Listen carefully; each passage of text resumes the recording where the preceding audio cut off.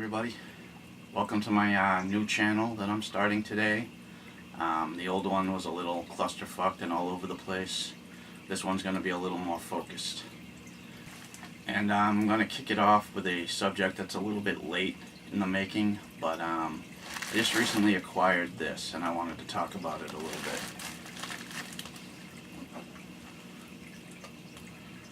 This is my custom shop Les Paul. It's a 2017, but I'm just getting it today actually. And I had seen these in the store when they first came out, and I really just loved the look of them. I kept looking at it every time I went to my local store, but never touched it. I didn't feel like I needed another Les Paul. I had this one behind me. But one day I asked them to take it down and I played it, and it sounded amazing and I really loved it, and I just kept thinking about it until it wasn't available anymore. It wasn't being carried in the store anymore. It's still available online from a few places for a ridiculous price, but I saw this one. I don't know if the store was going out of business or clearing out stock they didn't think was going to sell, but I recently saw this one for about $1,650 less than the original retail price, and I just pulled the trigger and bought it. Yeah, these were the suggested retail price, or the asking price, in store, and on the Guitar Center website where they still have these available is $5,500. So that's a bit ridiculous, but I guess they get it, or they wouldn't be pricing them for that. But what I wanted to talk about is something that I noticed. As soon as I opened it up and took a look at it,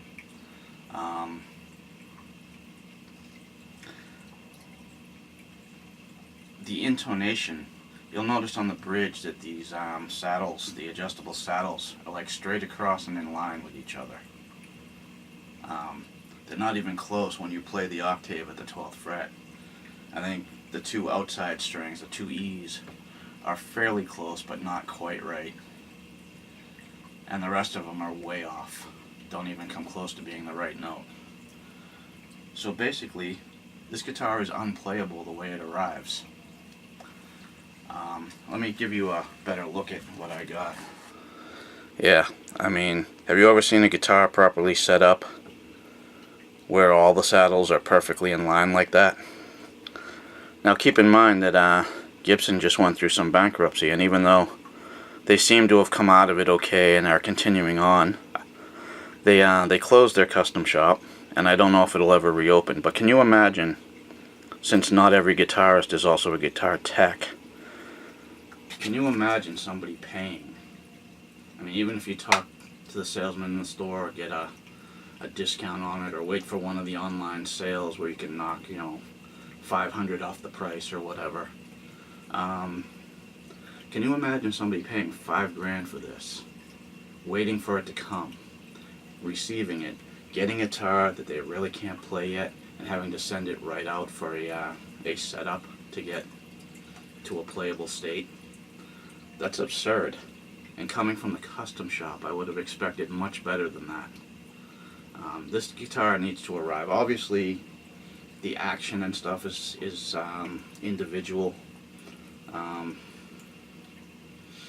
Another thing, it comes, if you can see that, the strings are touching the back of the bridge there.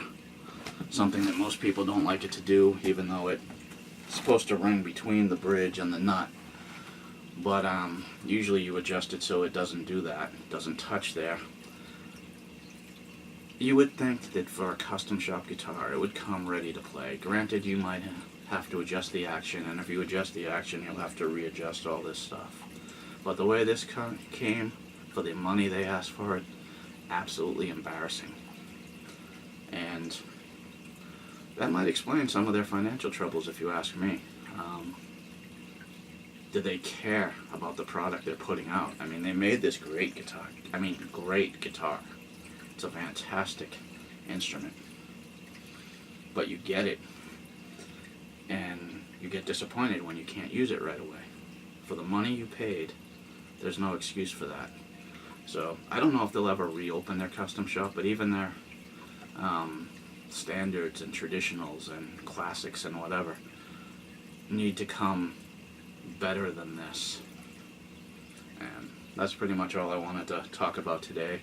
Once I do my setup on this, maybe I'll review it. I mean, I know it's a 2-year-old guitar at this point, but